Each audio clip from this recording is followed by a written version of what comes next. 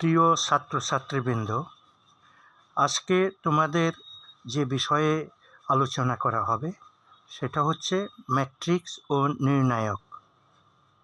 Matrix ও নির্ণায়কের সূচনা হয় খ্রিস্টপূর্ব 2য় শতকের পূর্বে। প্রাচীন ব্যাবিলন ও চীন থেকেই ম্যাট্রিক্স সম্পর্কিত ধারণা পাওয়া যায়।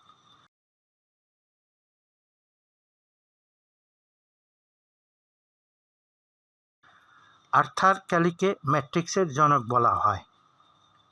ম্যাট্রিক্সের সংজ্ঞা: বিজ্ঞান ও গণিতের বিভিন্ন তথ্য আয়তকারে সারি ও কলাম বরাবর সাজালে যে আয়তকার বিন্যাস পাওয়া যায় তাকে ম্যাট্রিক্স বলা হয়। ম্যাট্রিক্সকে ইংরেজি বর্ণ বড় অক্ষর দ্বারা প্রকাশ করা হয়।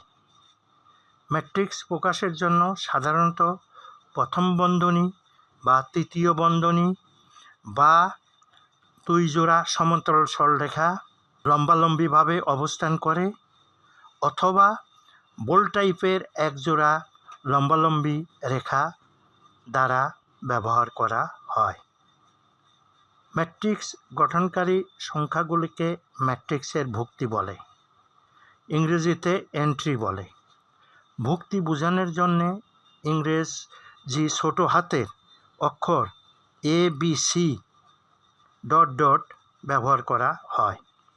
আমরা লিখতে পারি A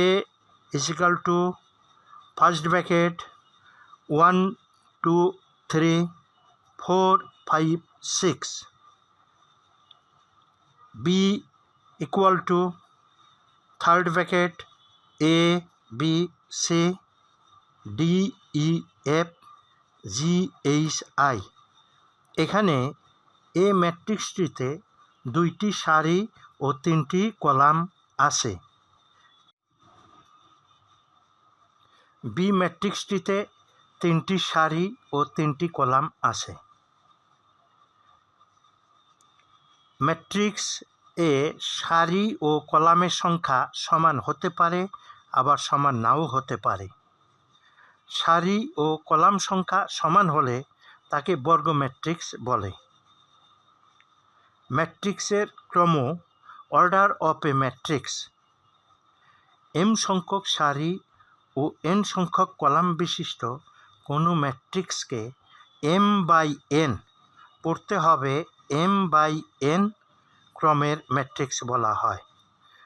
উদাহরণ: ম্যাট্রিক্স নোটেশন 1 2 3 4 5 6 কে 2/3 ক্রমের ম্যাট্রিক্স বলা হয়।